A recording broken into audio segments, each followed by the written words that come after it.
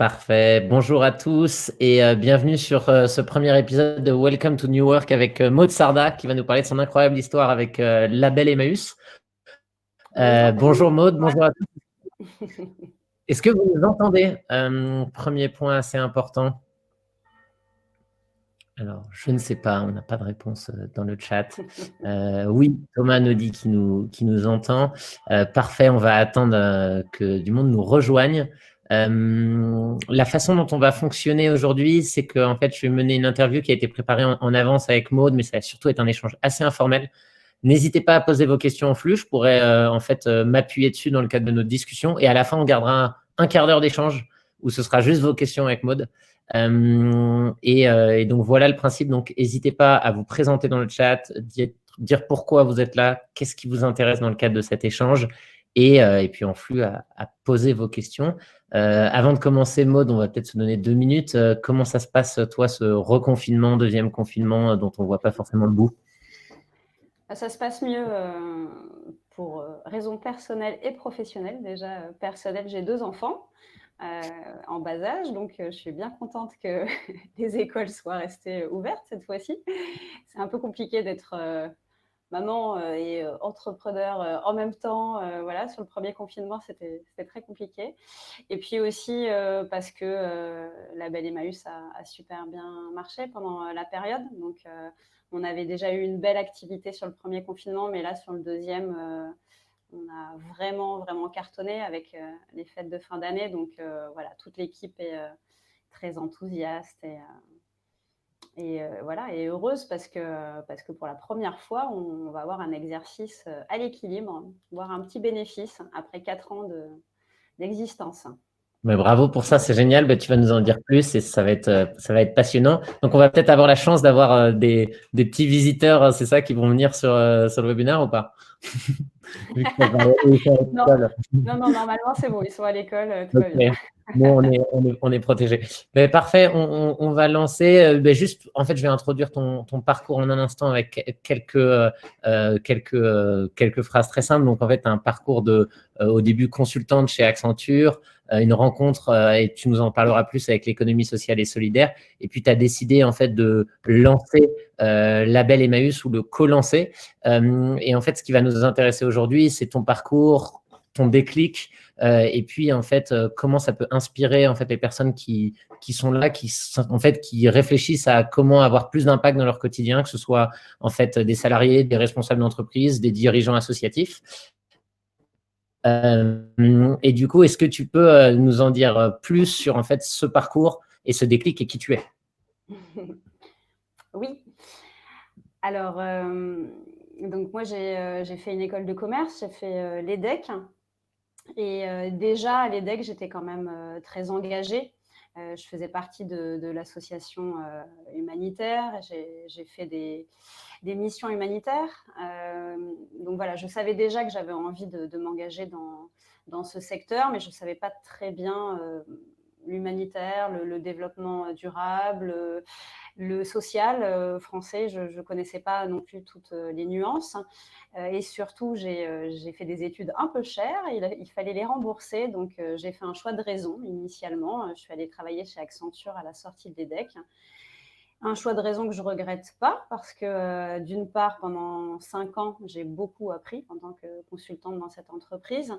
Et aussi parce que grâce à cette entreprise et sa fondation, qui est très active et qui a quand même 5000 jours hommes par an, qu'elle donne au secteur associatif, j'ai pu partir quasiment une année à l'Agence Nouvelle des Solidarités Actives, et qui à l'époque avait été créée par Martin Hirsch, qui a été président d'Emmaüs France, qui est un laboratoire de politique sociale. Donc, on a expérimenté le RSA notamment à l'ANSA avant que ce soit déployé dans toute la France. Et j'étais consultante, on va dire, à l'ANSA pour aider des collectivités à la mise en place du RSA. J'ai beaucoup appris sur le secteur des politiques sociales, mais j'ai trouvé ça trop institutionnel pour moi. J'avais envie d'une expérience beaucoup plus terrain, beaucoup plus militante, et c'est ce que j'ai trouvé chez Emmaüs, voilà, je dis souvent que ça a été un coup de foudre, c'est tout à fait ça. J'ai tout aimé en fait dans ce mouvement parce que déjà, il est très inspirant par son fondateur. L'abbé Pierre est une personnalité extrêmement inspirante. Ses écrits sont d'une modernité troublante même, je trouve. Emmaüs a 70 ans et ça a inventé avant l'heure l'économie circulaire, ça vraiment l'empowerment aussi. On parle d'empowerment maintenant, mais en fait, depuis 70 ans, c'est un mouvement qui place la personne accueillie, aidée, au cœur du dispositif. Et c'est vraiment elle qui est actrice en fait de sa propre reconstruction, réinsertion. Voilà, en fait, vraiment des choses fondamentales, l'accueil inconditionnel aussi aujourd'hui, avec les migrants, avec des personnes qui n'ont pas de papier, qui sont accueillies chez Emmaüs. Voilà, il y a beaucoup de résonance, d'écho dans tout ce que je recherchais. Et puis un modèle économique au service du projet social. Et ça, c'est fort quand on s'autofinance par les temps qui courent, qu'on n'a pas besoin de subventions publiques ou privées, en tout cas dans les modèles existants qui tournent déjà depuis un moment. Nous, on est très aidés, Label Emmaüs au démarrage, bien sûr. Donc voilà, ça c'est aussi une grande force d'Emmaüs. D'accord. Et du coup, pour bien comprendre, tu as fait une mission d'1 an, un peu en mécénat de compétences dans cette agence au départ, c'est ça? Ou c'était une mission client habituelle? Non, c'était pas du tout client habituel. J'étais vraiment détachée, voilà, payée par Accenture, encore salariée d'Accenture, mais j'étais une salariée de l'Agence nouvelle des solidarités actives, comme voilà, n'importe quel salarié avec les missions qu'ils avaient au quotidien. D'accord. C'est ce qui a été incroyable parce que j'étais vraiment en immersion totale chez eux pendant quasiment une année.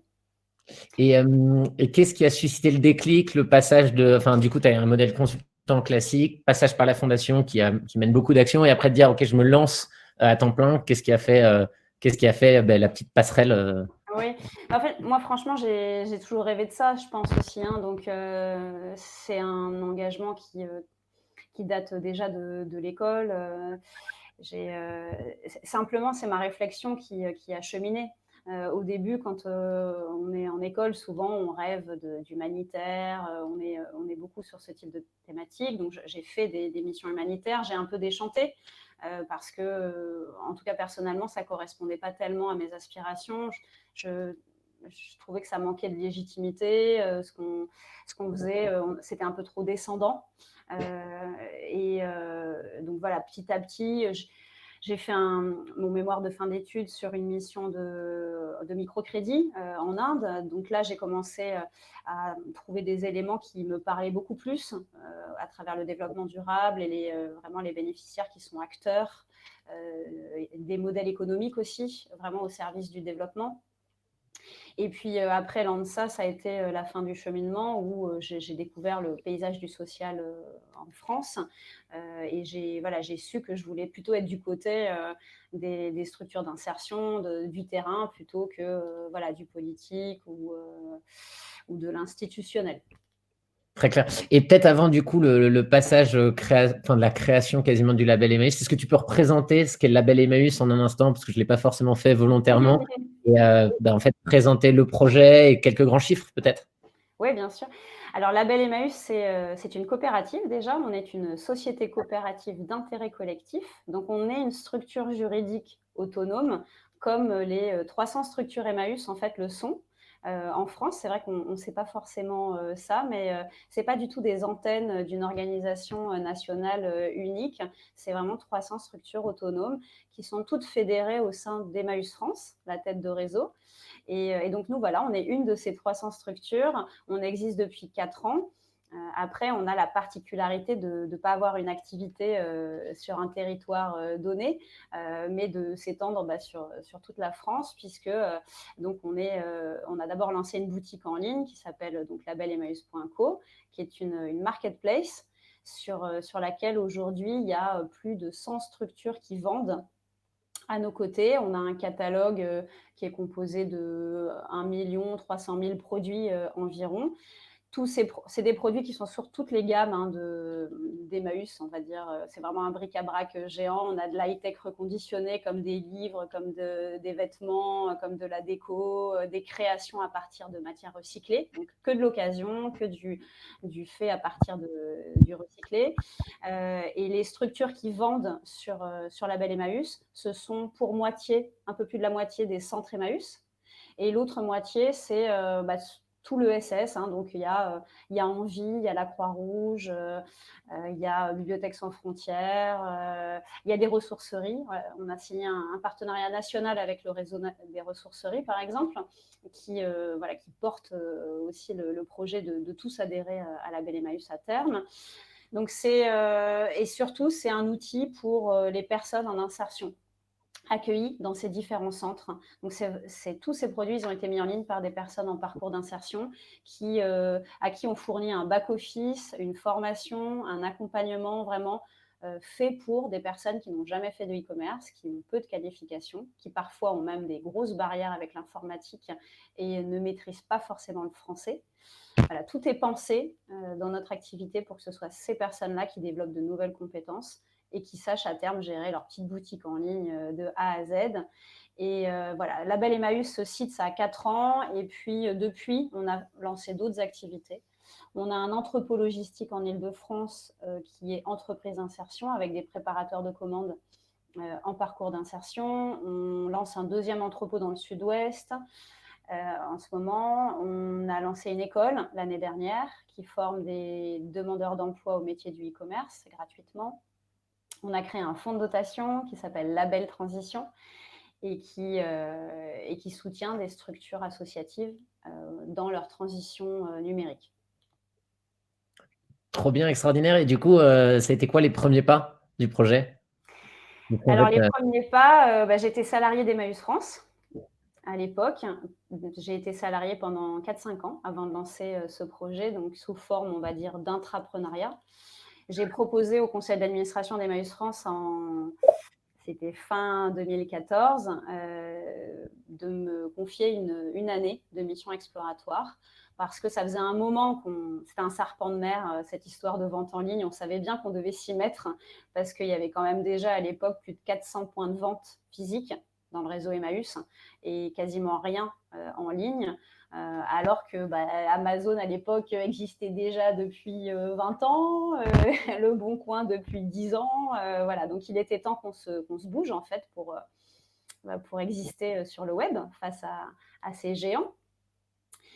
Et voilà, donc ils ont accepté, ils m'ont confié cette mission d'une année. Et là, j'ai vraiment réuni autour de moi les parties prenantes en fait d'Emmaüs. Il y avait aussi bien des compagnons, des salariés, des bénévoles, des services civiques, enfin voilà.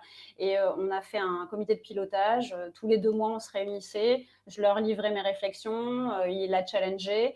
Et on avait des passages en conseil d'administration, périodiques pour rendre compte de nos travaux. Et au bout d'une année, en 2015, banco, on avait trouvé ce concept de marketplace. J'avais des groupes Emmaüs, j'en avais 20 qui étaient pilotes et qui étaient prêts à essuyer les pots cassés avec moi. On n'avait jamais fait de e-commerce avant. On s'est lancé le 8 décembre 2016. Il y avait 3000 produits sur ce site et il y a 65 000 personnes qui se sont connectées le premier jour. Donc, autant dire que c'était vraiment du grand n'importe quoi. Et puis, on a cheminé petit à petit pour être ce qu'on est aujourd'hui. Et du coup, aujourd'hui, en quelques chiffres, ça représente quoi? Alors, le site, le catalogue, plus d'1 million de produits. Le nombre de personnes qui ont été formées en fait, au e-commerce avec Label, c'est environ 500 depuis 4 ans qui sont passés par ces postes de travail. Parce que concrètement, il faut imaginer, si Emmaüs Angoulême veut se mettre à vendre en ligne, ce qu'ils font d'ailleurs déjà depuis quelques années, ça va être un compagnon chez eux qui va tourner dans le bric-à-brac, qui va voir des produits qui lui semblent être intéressants à vendre en ligne, il les sélectionne, il les met dans son petit stock dédié à la vente en ligne, ça fait peut-être 20 mètres carrés, il a ses petites étagères avec ses numéros de suivi, de traçabilité, ce qui n'existe pas, hein, dans un bric-à-brac, il n'y a pas de code barre, voilà. Donc là, il fait vraiment sa petite gestion de stock. Ensuite, on lui a appris à faire des photos professionnelles. Alors, il a son petit studio photo avec son drap blanc, ses projecteurs. Parfois même, il détourne un peu la photo si sait un peu faire sur Photoshop. Ensuite, il va créer son annonce. Il essaie de mettre des mots-clés qui se référencent bien sur le web. Une fois que c'est vendu, vite, il faut confirmer, être réactif. Il faut aller imprimer son bordereau d'expédition sur le site du transporteur. Il faut faire le colis, il faut remettre tout ça. Derrière, il peut avoir du SAV. Voilà, donc c'est quand même une grande polyvalence en termes de compétences. Et c'est une petite révolution dans un bric-à-brac ou une ressourcerie. Oui, c'est génial. Et en fait, tu as parlé d'envie, enfin, tu as mis quelques mots-clés que les gens ne connaissent pas forcément et ressourcerie. Tu peux réexpliquer juste en 2 mots ce qu'est une ressourcerie, peut-être pour que les gens ne connaissent pas, et parler d'envie en un instant, juste Oui, pour. bien sûr. Alors, donc les ressourceries, c'est environ 150 associations, donc c'est que des structures à but non lucratif. Et on va dire qu'elles font la même activité qu'Emmaüs, hein. C'est simplement, il n'y a pas de lieu de vie, de lieu d'hébergement comme dans les communautés Emmaüs. C'est aussi des structures qui existent depuis un petit peu moins longtemps que, bien sûr, qu'Emmaüs. Enfin, c'est plus sur les 10-15 dernières années que ça s'est beaucoup développé, souvent très en lien avec des collectivités aussi, dans la gestion de ce qui peut être réemployé au niveau d'une déchetterie. Voilà, et il y en a pas mal d'ailleurs dans Paris, hein, des ressourceries. Et puis Envie, alors eux, ils se sont vraiment spécialisés sur l'électroménager. Donc ils sont, voilà, c'est un réseau d'entreprises d'insertion qui viennent d'Emmaüs d'ailleurs à l'origine, il y a 30 ans. Et ils sont capables de reconditionner des frigos, des machines à laver, des lave-vaisselle. Donc, on trouve tout ça sur Label Emmaüs. Et il y a des garanties qui vont de 1 an à 2 ans. Hein, donc, c'est hyper professionnel. Ce qui est extrêmement inspirant dans ce que tu évoques, c'est qu'en fait, Label Emmaüs amène en fait à une montée en compétences métiers plus sur des sujets numériques pour l'ensemble des personnes qui travaillent dans ces ressourceries ou dans le réseau Emmaüs. Et moi, je connais plutôt bien Emmaüs Défi, du coup, qui est une ressourcerie dans le nord de Paris qui vise à intégrer des personnes très éloignées de l'emploi et notamment des personnes qui peuvent vivre dans la rue. Et en fait, un de leurs gros enjeux, c'est comment on fait une passerelle vers le monde en fait de l'emploi classique. Et est-ce que du coup là-dessus, avec vos formations et la montée en compétences des gens, vous avez des trajectoires d'emploi, vous suivez un peu ces questions d'employabilité des personnes qui travaillent dans ces ressourceries ou les différents centres partenaires? Alors, la trajectoire des 500 personnes qui sont passées par les postes de travail Label Emmaüs dans ces 100 structures partenaires, c'est pas simple, hein, parce que forcément, ça demande une sacrée compilation d'informations. Et on a fait une grosse évaluation en impact social cette année, et on a fait un bilan carbone aussi, parce que au-delà de l'impact social, ça nous soucie notre empreinte carbone en tant qu'e-commerçant. Pas toujours bien vu, voilà. Et le fait est qu'on arrive quand même à la conclusion qu'on est 7 fois moins polluant qu'un magasin physique. Donc, c'est quand même impressionnant. Mais donc, je pourrais détailler s'il y a des questions là-dessus tout à l'heure. Sur le social, sur les trajectoires des personnes, ce qui est un petit peu compliqué, c'est qu'on a beaucoup de communautés Emmaüs, et donc il n'y a pas vraiment d'objectif d'insertion, hein. Un compagnon, il peut rester toute une vie s'il le souhaite dans une communauté. Donc, on a plutôt évalué l'acquisition de nouvelles compétences. Donc, on sait qu'il y a 5-6 compétences clés différentes qui sont travaillées, une grande polyvalence. Il y a une très grande satisfaction aussi. Genre, il y a plus de 95% des opérateurs qui disent être très satisfaits de leur travail. Et voilà, il y a un épanouissement en fait, qui est très fort sur cette activité par rapport peut-être à l'activité traditionnelle de tri, de revente. Moi, ça me tient à cœur que le secteur de l'insertion puisse proposer aux personnes peu qualifiées autre chose que du BTP, que du service à la personne, que dans l'entretien des espaces verts. J'en suis persuadée que le numérique, c'est un sas d'insertion pour des personnes qui sont autodidactes, débrouillardes. Il suffit de changer notre façon de recruter dans ce monde-là, et puis d'accompagner différemment les gens. Après, on sait un petit peu plus les sorties pour les gens que nous, on a, puisqu'on est entreprise d'insertion. Et on a de très belles histoires et aussi de notre école, bien sûr. Donc, après 3 mois de formation à l'école comme chef de projet e-commerce, il y en a qui ont décroché une alternance chez LVMH, chez Yves Rocher. Il y a des personnes en insertion qui sont passées par la préparation de commandes chez nous et qui vont travailler chez Hermès, par exemple, qui est à Pantin, pas très loin de chez nous. Donc, il y a des belles sorties. Voilà. Après, on démarre. Donc, malheureusement, le secteur du web, de la tech, est assez fermé encore en termes de recrutement. Franchement, il y a peu de diversité. Le message est très clair et bien passé du coup. Il y a une question, et moi j'ai un peu cette question sur le modèle économique. Et en fait, moi, une interrogation, du coup, c'est vous avez un modèle un peu, je vais faire volontairement un parallèle comme Amazon solidaire avec en fait, des partenaires de revente. C'est quoi en fait, un peu les prochaines étapes du coup pour Label Email sur le côté en fait, vente magasin, et quel est le potentiel en fait, que vous pouvez atteindre en faisant exploser cette logique de circuit court, enfin, voilà, c'est les deux questions. Alors, on a 2 axes vraiment prioritaires là pour 2021 et les années qui viennent. On va continuer à faire tout notre possible pour évangéliser sur le numérique, la vente en ligne dans le secteur associatif, mais c'est vraiment un travail de longue haleine. Donc, on mise pas notre développement forcément que là-dessus. On va aussi développer nous-mêmes des entrepôts. Donc, j'ai dit qu'on avait un entrepôt en Île-de-France. Cet entrepôt, il récupère tous les livres que n'arrivent pas à écouler les ressourceries et les Emmaüs d'Île-de-France. Donc, ce sont des livres qui partent à la benne, en fait, au recyclage, et on arrive à sauver un livre sur 2 et le vendre en ligne. Donc, cette logique de réemploi à partir des poubelles, hein, des ressourceries ou des Emmaüs, on aimerait la développer sur d'autres filières. La plateforme qu'on est en train de développer dans le sud-ouest, elle va se spécialiser sur le mobilier. On va aussi récupérer des invendus neufs de grandes enseignes sur cette typologie d'objets. Voilà. Et donc, des entrepôts comme ça, on peut en faire beaucoup sur beaucoup de régions et sur beaucoup de filières de produits. Pourquoi pas un entrepôt sur le jouet? Pourquoi pas un sur la vaisselle? Pourquoi pas? Donc, on mise plutôt la croissance de notre catalogue, en fait, sur cette typologie de structure un peu plus industrielle, e-commerce, qui ne vient surtout pas concurrencer les ressourceries et les Emmaüs sur leur territoire, puisqu'on ne collecte pas chez les gens. Nous, on fait leurs poubelles et celles des grandes enseignes. Ensuite, le deuxième projet important, c'est Tréma. C'est ce nouveau site qu'on lance en début d'année 2021. Et sur ce site, les particuliers vont pouvoir donner des produits en ligne au service de la solidarité. Parce qu'il est important de rappeler à tout le monde qu'avant de vendre sur Le Bon Coin, sur Vinted, on peut aussi donner. Et que c'est grâce à ce don matériel qu'un mouvement comme Emmaüs vit depuis 70 ans sans demander d'argent à qui que ce soit. Sauf cette année, exceptionnellement, il y a eu un appel à dons, le premier depuis 70 ans, vu le contexte. Donc voilà, Tréma, c'est la possibilité de faire une annonce super facilement comme on le ferait sur Vinted, pour n'importe quel type d'objet, de le poster.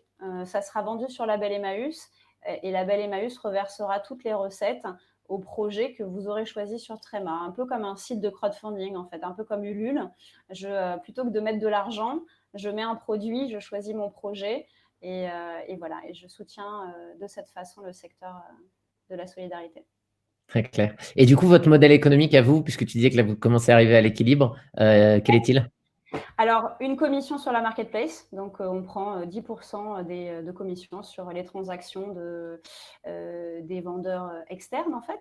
Et puis, on a donc les entrepôts. Ce sont nos produits. Et là, 100% des ventes qu'on fait sur les livres en Île-de-France ou le mobilier demain dans le Sud-Ouest, c'est nos ventes en propre.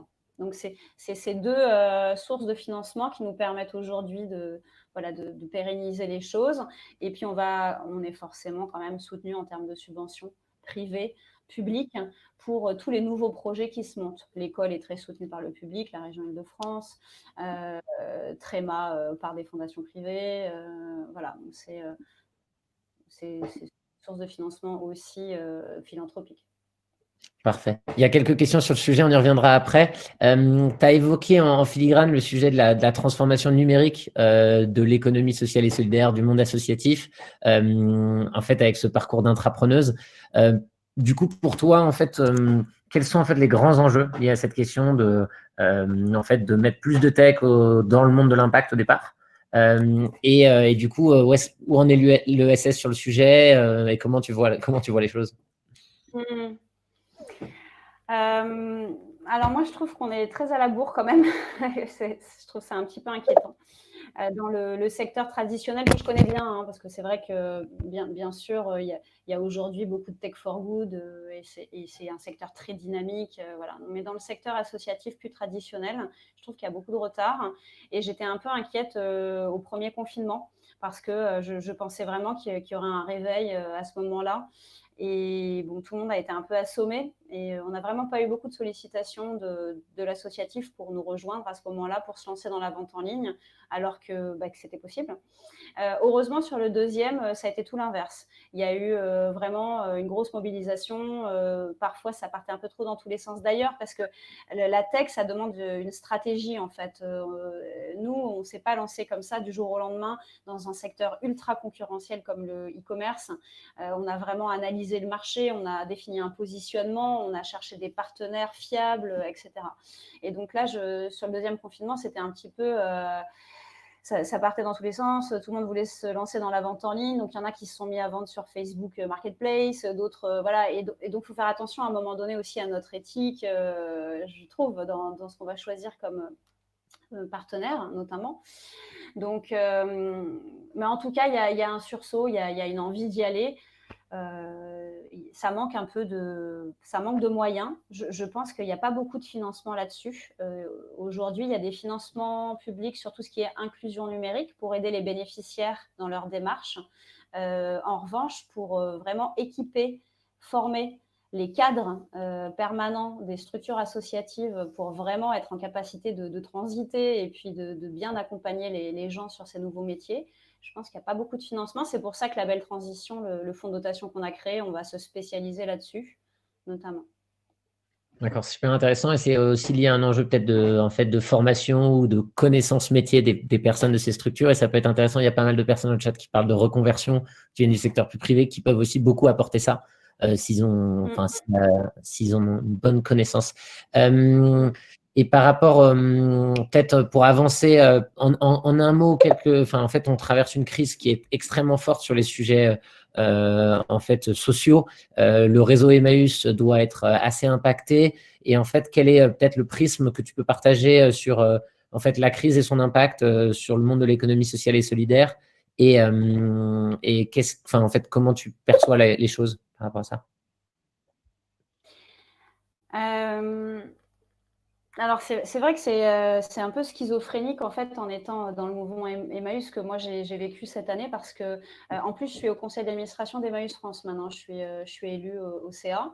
Et donc, à la fois, j'ai vu, vraiment, ça a été un peu la catastrophe, hein, quand même, pour le mouvement Emmaüs. Heureusement que c'est un mouvement solide et il y a aussi des gros qui ont pu aider les plus petits en termes de trésorerie pour tenir.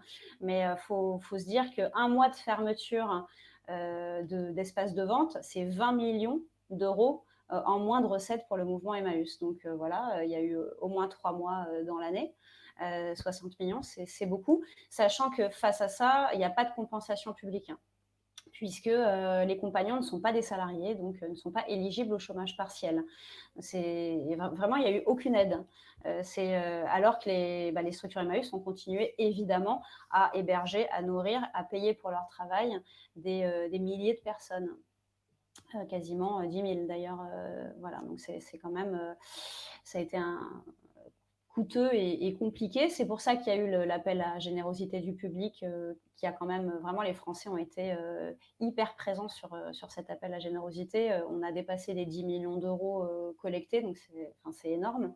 On ne s'attendait pas du tout à ça. Et puis par ailleurs, voilà, moi j'ai observé une explosion de l'activité de Label Emmaüs, et donc il est vraiment important que ce secteur se diversifie, en fait, hein. On est beaucoup monoproduit, monoservice, monoactivité. Souvent, on a un donneur d'ordre et pas plusieurs. Voilà, donc moi, mon leitmotiv, c'est beaucoup ça, c'est l'innovation, c'est jamais se reposer sur une activité qui va bien marcher, c'est expérimenter tout un tas de choses, quoi, hein, parce que moi, c'est la même chose que pour le privé, en fait, hein, c'est exactement les mêmes réflexes. Ouais. C'est super clair. Et peut-être ce qui peut être intéressant, on approche des fêtes, et du coup, peut-être que tu partages ce que vous préparez ou proposez chez les labels Emmaüs, et si tu as des idées pour les personnes qui sont soit en entreprise, soit sur du temps personnel, soit même dans leur association, de faire rimer en fait, cette période qui est un peu difficile et déprimante avec solidarité quand même. Oui, bah alors là, pour le coup, sur vendredi, on a mis quelques petites fiches de poste, hein. Je crois qu'il y en a pas mal quand même. Donc, faut pas hésiter à aller regarder. Bah, c'est notamment notre école, hein, qui mobilise pas mal de bénévoles. On a quand même une soixantaine de formateurs bénévoles sur notre école. Toutes nos formations sont données gratuitement par des experts dans plein de domaines différents.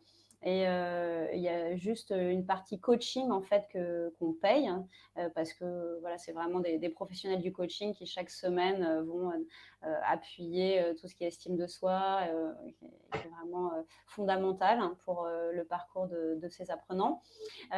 Donc voilà, des missions bénévoles là-dessus. Et puis, bah, faut pas hésiter si les gens un peu en spontané ont des idées. Il y a beaucoup d'activités qui sont nées comme ça chez Label Emmaüs. Donc, quelqu'un est venu me voir un jour en me disant: je suis sûre qu'on pourrait développer quelque chose autour de l'événementiel solidaire, si on allait chiner chez Emmaüs un stock d'objets, puis après on le proposait à l'événementiel.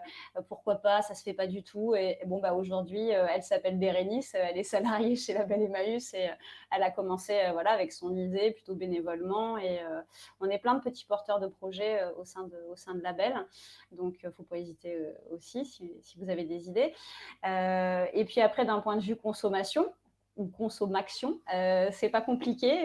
Voilà, il y a de quoi faire sur la belle Emmaüs. Si vous avez déjà acheté vos petits cadeaux, bon, bah, tant pis, ça sera pour plus tard. Mais il y a aussi des cartes cadeaux. Donc, voilà, pour ceux qui sont un peu à la bourre, on a des cartes cadeaux avec plein de valeurs différentes. Et puis, bah, il y a Tréma qui va se lancer. Donc, tous les cadeaux de Noël qui ne vous plairont pas, gardez-les bien au chaud.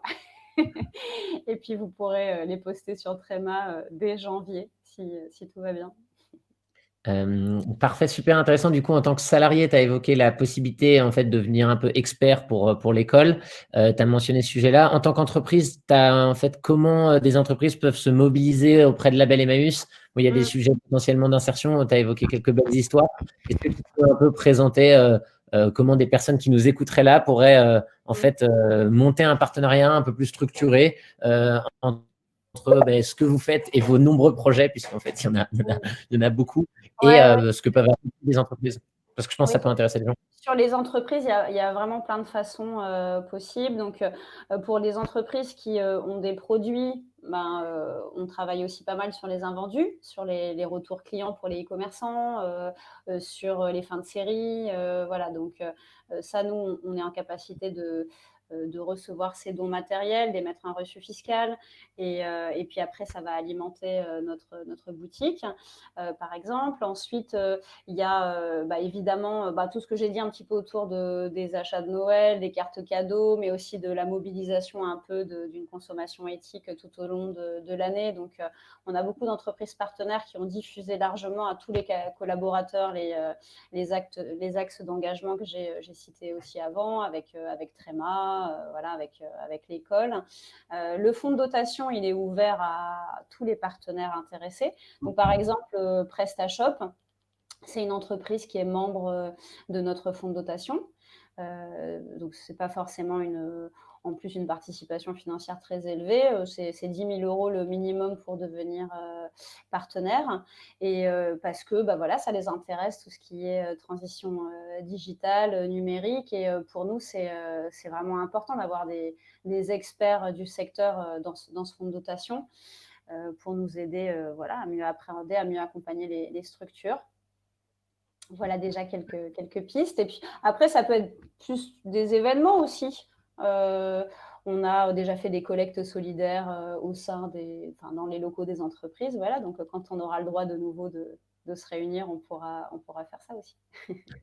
Parfait. Je garde une super question qui va intéresser tout le monde pour la fin et je vais prendre le relais avec d'autres questions. Il y avait des questions sur en fait le bilan carbone et notamment sur en fait comment vous aviez fait pour arriver à ce chiffre. Donc ça, c'était une question de Thibaut. Et après, il y avait une question de Julie sur vous êtes 7 fois moins polluant qu'un magasin classique en prenant en compte le fait que vos produits sont des produits de récupération, point d'interrogation, ou c'est uniquement sur l'activité de tri, vente et livraison. Voilà. Oui, alors notre comparaison, elle s'est faite avec un magasin qui vendrait exactement les mêmes produits dans les mêmes proportions. Donc, on se parle bien voilà, d'un magasin qui vendrait de l'occasion avec le même volume. Alors, comment on arrive à ce résultat qui sûrement doit être challengé. D'ailleurs, c'est le travail qu'on va faire en 2021, je l'espère, avec le soutien de l'ADEME, puisque on a demandé en fait à un acteur voilà, comme l'ADEME qui est prépondérant sur ces questions environnementales de nous accompagner dans une évaluation la plus professionnelle possible. En tout cas, si on a ces résultats-là, c'est parce que déjà, notre façon de livrer les produits, c'est principalement du point relais. Donc ça, forcément, ça mutualise les transports par rapport à un déplacement de voiture individuelle pour un magasin physique. Ça fait une énorme différence et c'est ce qui pèse le plus. On refuse de faire de la livraison express. Ce que fait Amazon, par exemple, en livrant en quelques heures, voire sous une heure. C'est ça la catastrophe écologique, en fait. Donc déjà, on n'en a pas besoin. Donc c'est créer des besoins inutiles chez les gens. Et puis le dernier kilomètre, c'est vraiment là où il y a le plus d'impact négatif. Quand on fait de la livraison à domicile, on travaille avec La Poste. C'est le transporteur aujourd'hui le moins polluant, qui a un parc électrique, même au niveau de l'Europe, le plus développé. On a 60% de nos vendeurs qui n'utilisent que des emballages récupérés. Donc, si vous commandez, je ne sais pas, un vêtement sur Label Emmaüs, c'est possible que ça arrive dans une boîte à chaussures. Voilà, faudra pas vous étonner. C'est ce qu'il y avait sous la main des marchands. Mais ça n'empêche pas que c'est bien emballé et que ça sera, voilà, que ça sera en bon état. Ils ont l'habitude d'emballer de la vaisselle de Limoges. Voilà, il n'y a pas de casse. Super intéressant. Et il y a une autre question de Julie sur en fait les logiques de concurrence avec des plateformes qui peuvent exister. Moi, j'étais par exemple, j'ai pu échanger avec le fondateur du Bon Coin, même quel est votre modèle et en quoi vous êtes vraiment différenciant. Il y avait une question de Julie qui était comment voyez-vous le développement de plateformes de type Give, concurrence-t-elle Emmaüs ou vous mettez-elle à risque et Tréma vise-t-elle à récupérer du volume? Et du coup, là, ça pose plein de questions intéressantes par rapport à l'existant, je pense, et même les modèles qui sont en fait, qui viennent du modèle, je dirais, consumériste classique. Quelle est votre perception et comment vous les accompagnez à se transformer? Parce que je pense que c'est aussi un des combats de fond quand on est entrepreneur social, c'est dire on veut transformer l'ensemble du marché. Comment vous voyez par rapport à des acteurs aussi historiques sur ces modèles de vente en ligne, revente et des nouveaux acteurs, du coup? Oui, alors moi, je pense que je veux plus que transformer ces acteurs traditionnels, je veux préserver Emmaüs et je veux préserver des acteurs comme Emmaüs du réemploi solidaire. Donc, quand j'ai lancé Label, pour moi, ça répondait à une urgence vraiment par rapport à ces modèles concurrentiels. C'est vrai que l'occasion, ça intéressait pas grand monde il y a encore quelques années, à part les chiffonniers. Et là, c'est en train de basculer. Donc, franchement, il n'y a pas une semaine où j'ai pas un appel d'une grande enseigne qui voudrait faire des choses avec Emmaüs sur l'occasion, se mettre à vendre plus d'occasions, etc. Donc, la Redoute a annoncé qu'ils ouvraient le C2C sur sa marketplace, etc. Bon. Alors, d'un côté, je suis heureuse pour la planète, parce que je pense qu'évidemment, c'est comme ça qu'on peut peut-être s'en sortir. De l'autre, ça me fait peur pour des acteurs comme Emmaüs. Donc, du coup, moi, ma petite pierre dans cet édifice-là, c'est déjà d'essayer de beaucoup expliquer en interne ces dangers, parce que la plupart des gens ont l'impression que ça fait 70 ans que ça fonctionne, pourquoi ça s'arrêterait. Donc voilà, de toujours se remettre en question, de voir venir un peu les menaces. Et puis, euh, et puis d'être dans quelque chose de positif, en fait, hein, de ne pas être sur la défensive, mais plutôt bah, de s'inspirer des modèles qui fonctionnent. Bah oui, on a regardé comment Amazon fonctionnait et on a pris ce qu'il y avait de bon à prendre.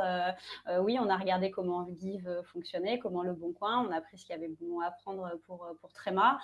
Et voilà, mais de toujours rester hyper ancré avec les valeurs du mouvement Emmaüs, en fait. On ne va pas faire une marketplace avec des bacs plus 5, en fait. On va le faire avec les gens qu'on accueille. Et si ça ne fonctionnait pas comme ça, bah, ça n'aurait pas de sens.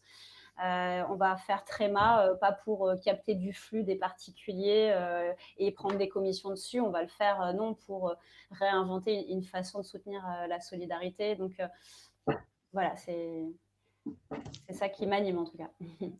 C'est super clair. Et moi, dans ton parcours, ce que tu as partagé, ce que j'ai trouvé extrêmement inspirant, c'est que tu es rentré chez Emmaüs pour transformer Emmaüs de l'intérieur et que ça résonne énormément avec la vision qu'on porte chez Vendredi, qui est de en fait, donner la possibilité à chacun d'agir d'abord sur son temps de travail, parce qu'on passe beaucoup de temps à travailler, et de transformer en fait, les organisations existantes aujourd'hui. On porte fortement cette conviction et on est convaincu qu'on a tous, à notre échelle, le pouvoir d'agir, soit des petites actions en mettant en place des initiatives, quelles qu'elles soient en fait dans son entreprise, sur la question d'égalité femmes-hommes, les questions du handicap, les questions de la baisse de l'empreinte carbone. Enfin, il y a énormément de choses à faire. Et du coup, peut-être, quels sont les apprentissages clés que tu as retirés de cette démarche un peu intrapreneuriale pour que en fait, les personnes qui nous écoutent puissent dire, en fait, mon mot d'exemple hyper inspirant d'intrapreneuse, entrepreneuse, qui paraît en fait insurmontable, et comment en fait les personnes qui nous écoutent peuvent se dire de ton expérience, il y a des apprentissages pour eux à leur échelle pour déjà en fait faire bouger les lignes, par exemple, dans leur entreprise. Ouais. Alors, je pense que déjà, tous ceux qui ont envie de changer de voie, donc pas forcément même de rester dans leur entreprise, mais voilà, vraiment, ce que je conseillerais, c'est de commencer vraiment par du réseautage, en fait, d'y aller petit. Et enfin, moi, ça m'a aidé de faire comme ça, de commencer à faire un déjeuner avec une personne qui conseille deux personnes. Et puis voilà, petit à petit, on gravite un peu dans des univers hyper différents, parce que c'est pas du tout monolithique, le SS, l'associatif. Hein.